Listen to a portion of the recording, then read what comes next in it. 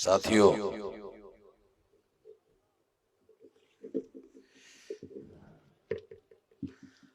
आज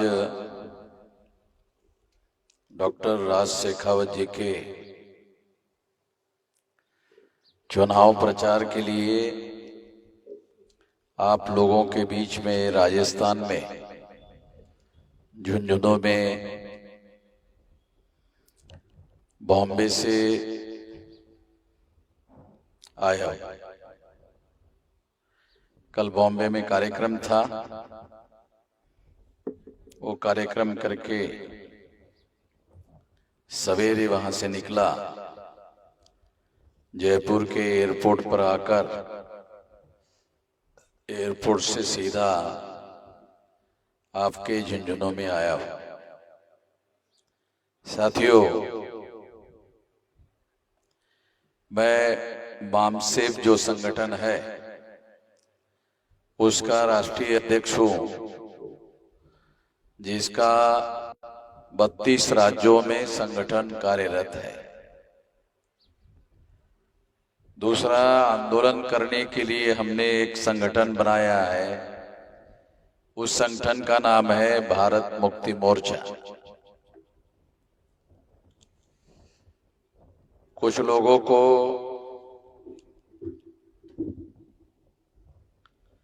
ये भ्रांति होती है कि जब भारत अंग्रेजों के गुलामी से मुक्त हो गया तो फिर दोबारा मुक्त करने की क्या जरूरत है, ऐसा कुछ लोगों को लगता है। डीएनए के अनुसार ये वैज्ञानिक रूप से प्रमाणित हो गया कि जिन लोगों का डीएनए विदेशी लोगों से मिला हुआ है, उन्हीं लोगों का आज भारत पर कब्जा है, नियंत्रण है अंग्रेजों की तरह। तो इसलिए भारत को मुक्त करने की अभी भी आवश्यकता है, और इसलिए भारत मुक्ति मोर्चा राष्ट्रीय स्तर पर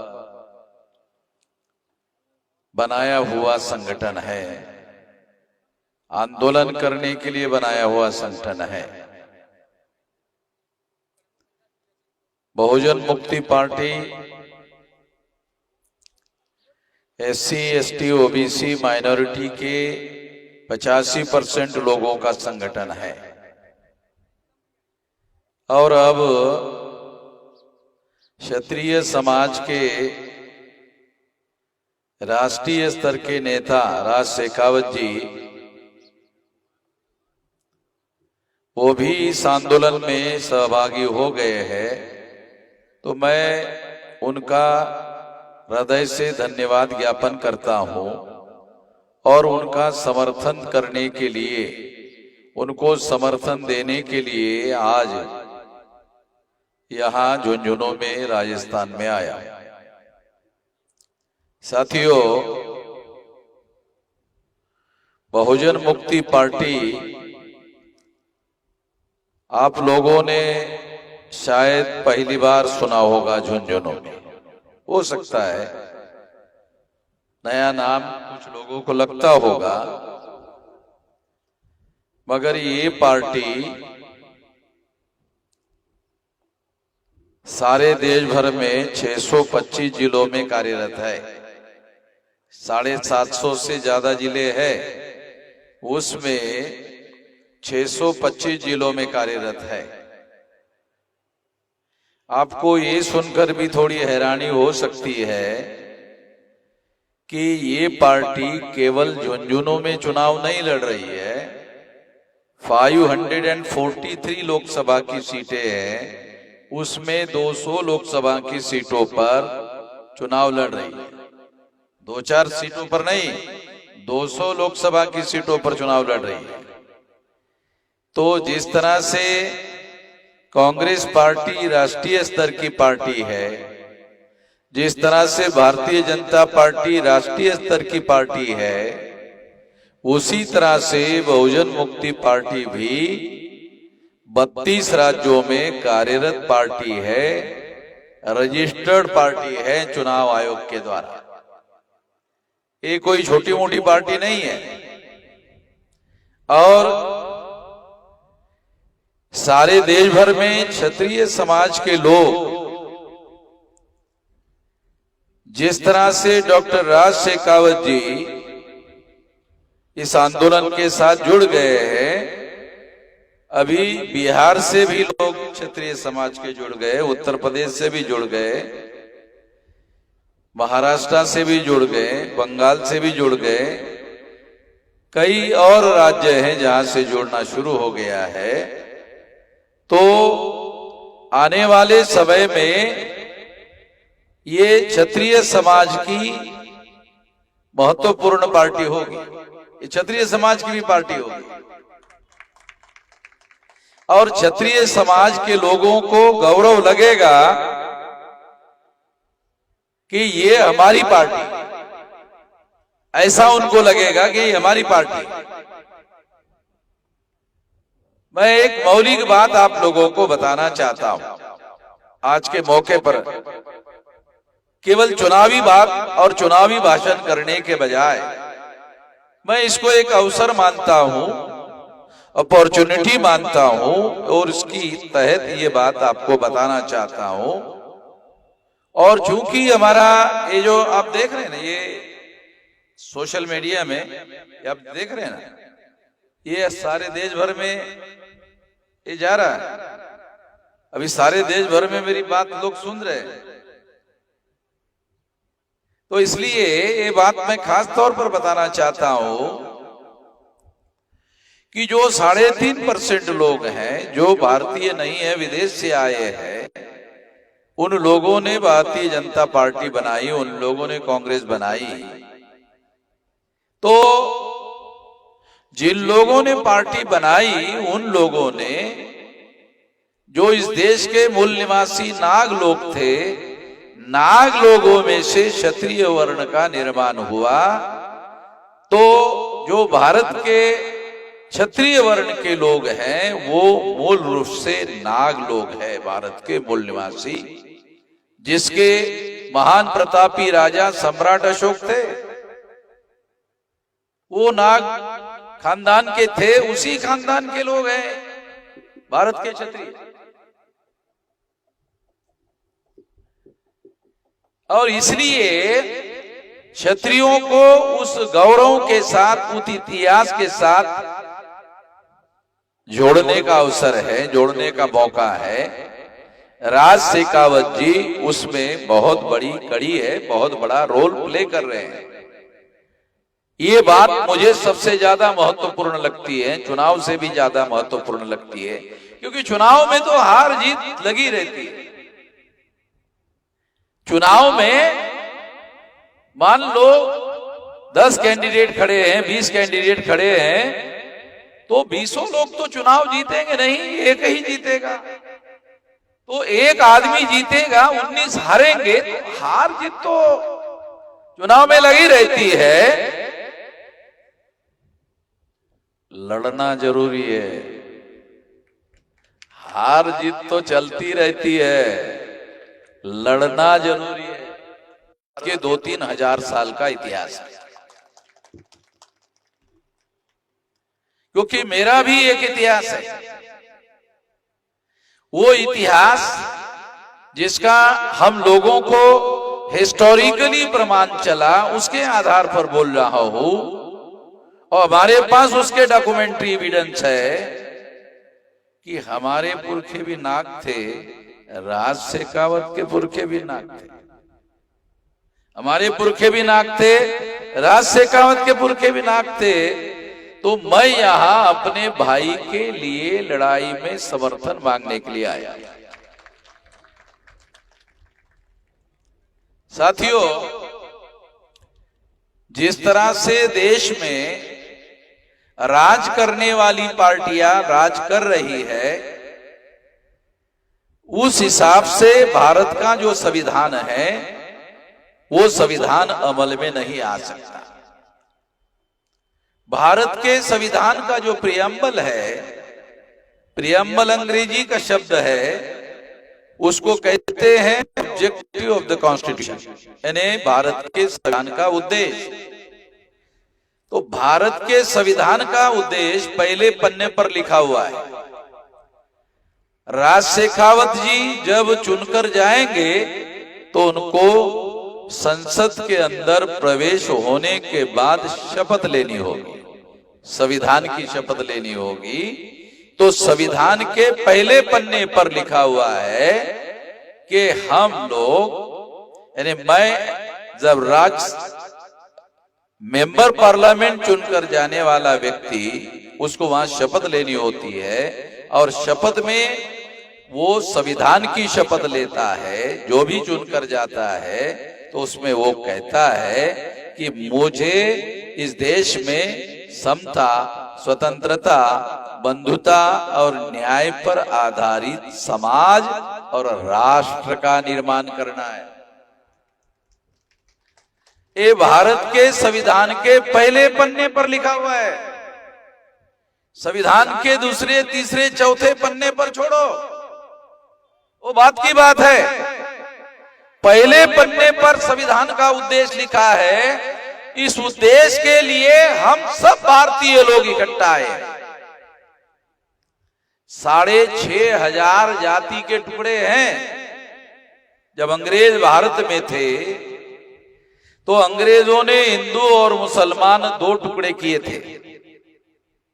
हिंदू और मुसलमान दो टुकड़े किए थे, मगर जिन लोगों ने यहाँ के मूल निवासी लोगों के 6,000 जाति के टुकड़े किए, उस हिसाब से अगर देखा जाए तो अंग्रेज भी उतने ज्यादा खराब लोग नहीं थे जितने ज्यादा खराब वो लोग हैं जिन्होंने यहाँ के लोगों को 6,000 जाति के टुकड़ों में बांटा।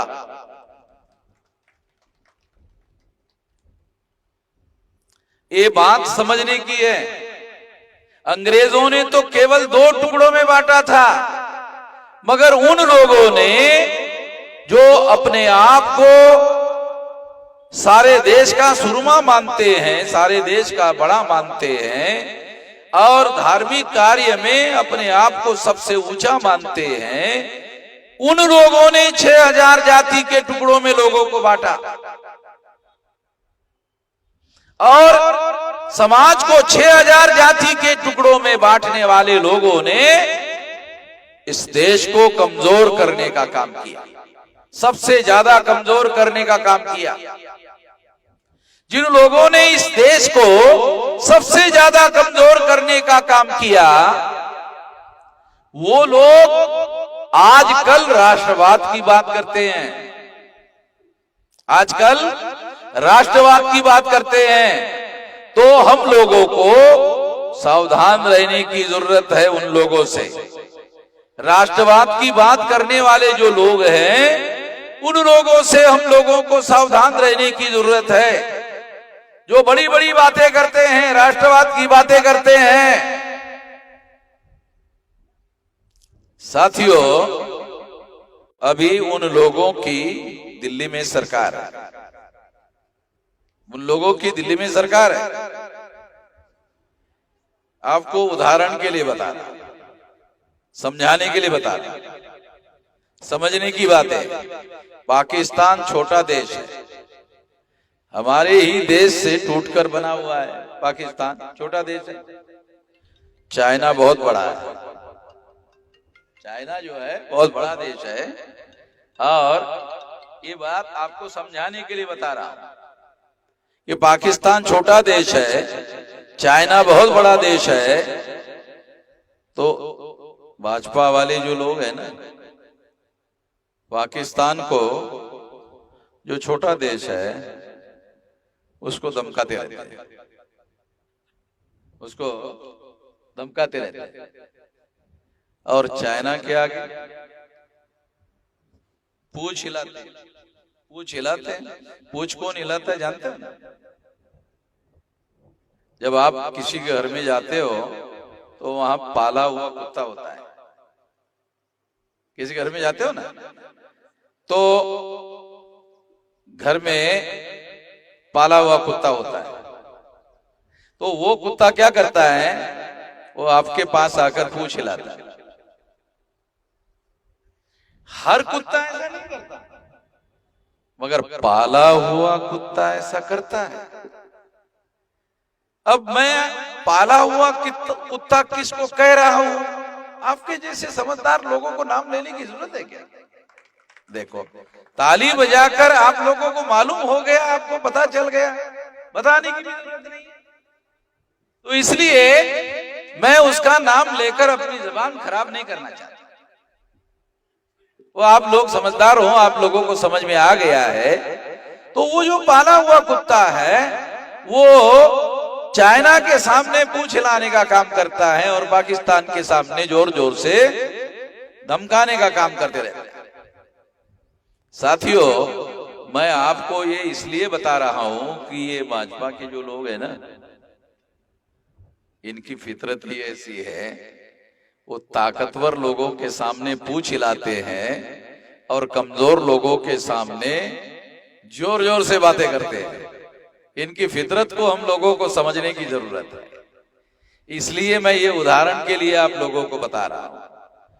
दूसरी एक और महत्वपूर्ण बात मैं आप लोगों को बताना चाहता हूं कि इस देश में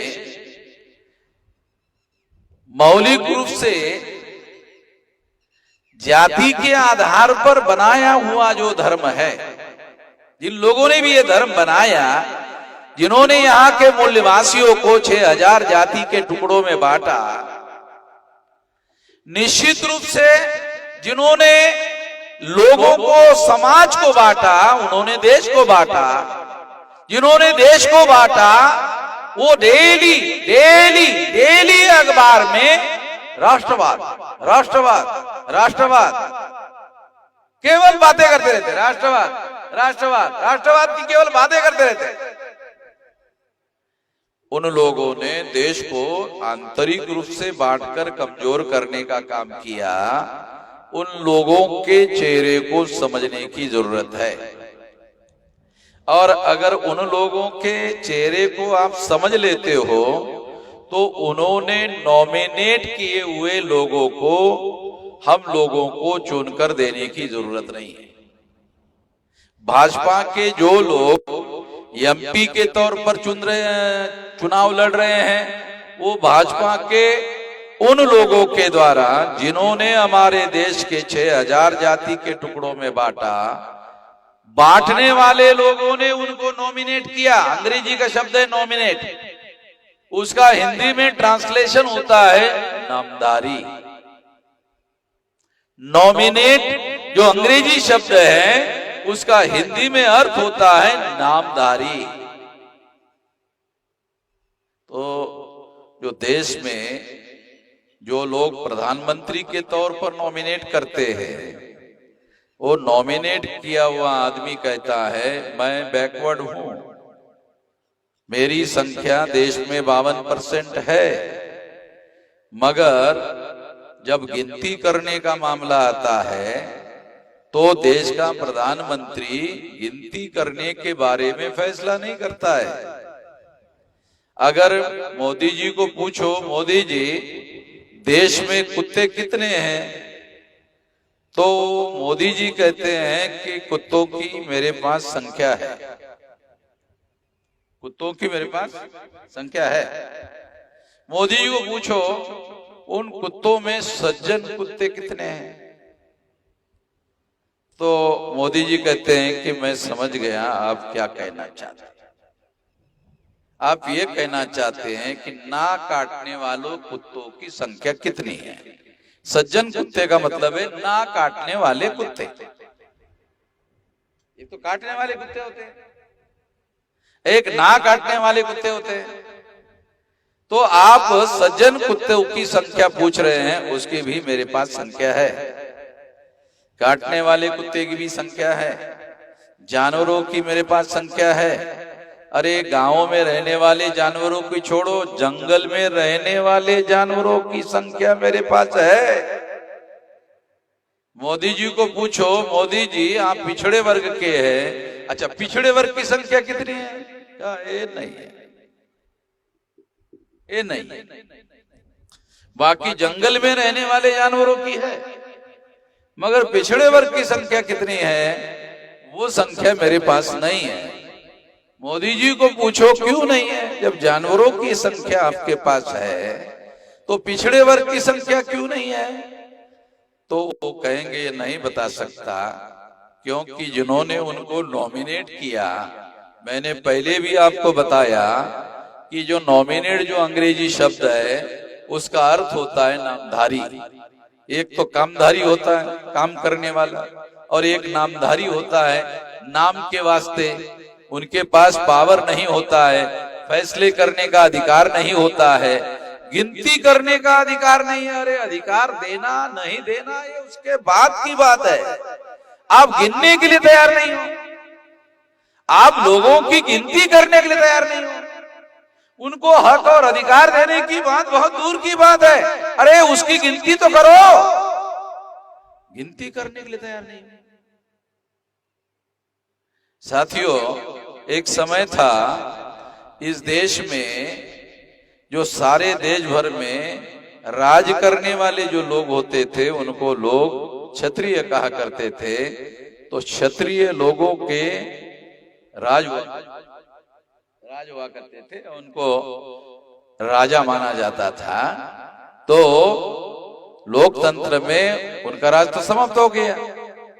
तो जिन लोगों का राज समाप्त हुआ वो लोग सारे देश भर में राज करने वाले लोग वो नागलोक थे, क्योंकि उनका सबसे बड़ा पुरखा जो है सम्राट अशोक।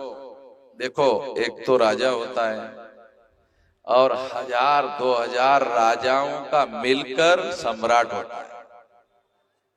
ये भी हमारे लोगों को समझ में नहीं आता। सम्राट कोई छोटी मोटी चीज है। 1000-2000 राजा होते हैं ना, वो सारे लोग मिलकर सम्राट होता है। तो अशोका जो है वो इतना बड़ा सम्राट था और वो भी वही था नाग। तो इसलिए उन लोगों के खानदान से रिलेटेड लोग हैं हम लोग। अगर हम लोगों का राज था तो वो राज करने का गुण हमारे लोगों के अंदर है, वो डीएनए है। तो इसलिए चुनाव के द्वारा अगर हम उन लोगों को चुनाव जीत कर भेजते हैं तो वो उस तरह का राज, जिस तरह का राज स्थापित होने के बाद समता, स्वतंत्रता, बंधुता और न्याय पर आधारित समाज और राष्ट्र का निर्माण होगा। ये काम हमको करना चाहिए। जिन लोगों ने इस देश में बीजेपी बनाई, जिन लोगों ने इस देश में कांग्रेस बनाई, वो लोग ऐसा करने वाले नहीं हैं, क्योंकि वो तो वो लोग हैं जिन्होंने समाज को 6000 जाति के टुकड़ों में बांटा।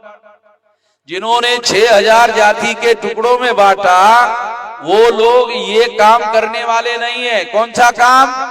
समता, स्वतंत्रता, बंधुता और न्याय पर आधारित समाज और राष्ट्र का निर्माण करने का कार्य वो लोग करने वाले नहीं है।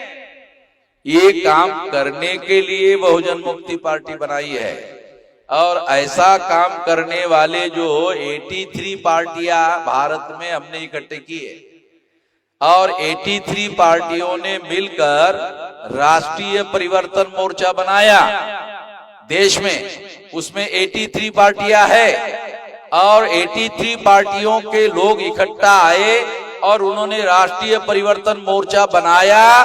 उस राष्ट्रीय परिवर्तन का मैं कन्वेनर हूं, जिसके अधीन 83 पार्टी के लोग देश में काम कर रहे हैं। आने वाले समय में हमारी एक बहुत बड़ी कमजोरी है। एक बात मैं आप लोगों को बताना चाहता हूं कि हम लोग सबसे अच्छी बात और सबसे अच्छा देश निर्माण करने की बात करने वाले लोग हैं, मगर हमारी आवाज ज्यादा से ज्यादा लोगों तक पहुंचती नहीं है। कमजोरी क्या है? ये बात भी हम लोगों को समझना जरूरी है। हमारी कमजोरी क्या है? हमारी कमजोरी ये है क्योंकि हम सबसे अच्छा काम कर सकते हैं, सबसे अच्छी विचारधारा हमारी है, हम अच्छा काम करने की तमन्ना रखते हैं, और इस तरह का इलेक्शन मैनिफेस्टो, पार्टी मैनिफेस्टो हमारे पास है, मगर हमारी आवाज लाखों करोड़ों लोगों तक पहुंचाने का जो मामला है वो मीडिया हमारे पास नहीं है। मीडिया जिन लोगों के पास है उन लोगों की आवाज करोड़ों लोगों तक पहुंचाते हैं। उनके पत्रकार हैं, उनके संपादक हैं और उसको डेली चलाने के लिए करोड़ों रुपया लगता है, छपाई करने के लिए लगता है, चैनल चलाने के लिए लगता है। तो बहुत बड़े पैमाने पर जो अल्पसंख्यक लोग हैं जिनकी संख्या केवल 3.5% है, उनकी आवाज डेली करोड़ों लोगों को पहुंचाती है। उनकी आवाज गलत बातें कहते हैं, गलत बात कहने के बावजूद भी उनकी आवाज ज्यादा लोगों तक जाती है। तो ज्यादा लोगों को क्या लगता है, बताना चाहता सैद्धांतिक बातें बताने के लिए ही मैं आप लोगों को बता रहा हूं। ये बातें आपको कांग्रेस वाले बताने वाले नहीं है, ये बातें बीजेपी वाले बताने वाले नहीं है, क्योंकि उनका लक्ष्य अलग है, उनका उद्देश्य अलग है, उनका मकसद अलग है। वो लोग अल्पसंख्यक लोगों की बहुसंख्यक लोगों पर राज स्थापित करना चाहते हैं। माइनॉरिटी की गवर्नमेंट वो मेजॉरिटी लोगों के ऊपर थोपना चाहते हैं। एससी, एसटी, ओबीसी माइनॉरिटी की संख्या देश में 85% है, क्षत्रिय लोगों की संख्या 6% है, तो 91% तो हम लोग हैं। तो 91% लोगों पर वो 3.5% लोग हैं, वो 3.5% लोग जो, अगर आपका दूसरा नंबर आ गया, आपका तीसरा नंबर आ गया, आपका चौथा नंबर आ गया, तो भी आपके समर्थन में लाखों लोग होंगे। वो लाखों लोग चुनाव हारने के बावजूद भी आपके समर्थन में होंगे। और जब आप पुलिस चौकी में टेलीफोन करोगे, जिलाधिकारी कार्यालय में टेलीफोन करोगे और कहोगे मैं फला फला बोल रहा हूं, तो पुलिस वाला बोलेगा कौन बोल रहे हो? अरे वो मैं जो चुनाव हारकर मेरा दूसरा नंबर आया था ना, दूसरा नंबर आया था ना, वो दूसरे नंबर वाला हो। जिलाधिकारी कार्यालय और पुलिस वालों को बोल रहे हो, अरे वो चुनाव में दूसरे नंबर पर आया था, वो बोल रहा हूं। तो पुलिस वाला क्या बोलेगा? नमस्ते सर, मैं आपका आवाज पहचाना नहीं सर, पार्टी को हम खड़ा कर रहे हैं। वाम से जिलों में आंदोलन करने वाला संगठन है और उतने ही में पार्टी खड़ी हो गई। मैं आपको आखिरी किस्सा बताकर खत्म कर देता हूं। 9 अगस्त 1942 को गांधी जी ने अंग्रेजों के विरोध में आंदोलन चलाया। आंदोलन का नाम था अंग्रेजों चले जाओ, अंग्रेजों चले जाओ। अंग्रेजों को गांधी जी ने कहा 9 अगस्त 1942 को, 47 को चले गए, 47 को चले। इसलिए ये जो छेला गांव का संगठन गांधी जी का था, मैं वैसा ही खड़ा कर दिया और 2030 तक वैसा ही आंदोलन देश में खड़ा होने जा रहा है। दोबारा चले जाओ बोलने की जरूरत नहीं रहेगी। और आप लोगों का राज, इसकी हम लोग तैयारी कर रहे हैं। आप राज संभालने के लिए तैयार हो जाइए। अगर आप ग्राम पंचायत के पंच और सरपंच हैं तो ट्रेनिंग करिए राज कैसे किया जाता है। तालुका पंचायत में अपना ट्रेनिंग करिए, जिला पंचायत में अपना ट्रेनिंग करिए और तालुका पंचायत और जिला पंचायत में देश को कैसे चलाया जा सकता है बेहतर का ट्रेनिंग लीजिए। कल भविष्य में देश भी आपको चलाना पड़ सकता है। ये अनुभव और ये तजर्बा ले लीजिए। इस तरह की तैयारी हम लोग कर रहे हैं। इस तैयारी का एक उदाहरण आप देकर समाप्त करता हूं। काशीराम जी ने ऐसे ही चलाया था, उनको ज्यादा उम्र नहीं मिली, मगर मायावती को 4 बार मुख्यमंत्री, सबसे बड़ा प्रदेश उत्तर प्रदेश की बना कर गए थे। और जब तक जीवित रहे काशीराम जी, प्रधानमंत्री कौन बन सकते हैं अखबार वाले लिखते थे, कौन आदमी का नाम प्रधानमंत्री पद के लिए लिया जा रहा है। तो जब तक जीवित थे काशीराम जी का नाम चलता था। अखबार वाले, वो काशीराम जी जब तक जीवित थे तो अखबार वाले लिखते थे, काशीराम जी का भी नाम चला है। समझ रहे ना?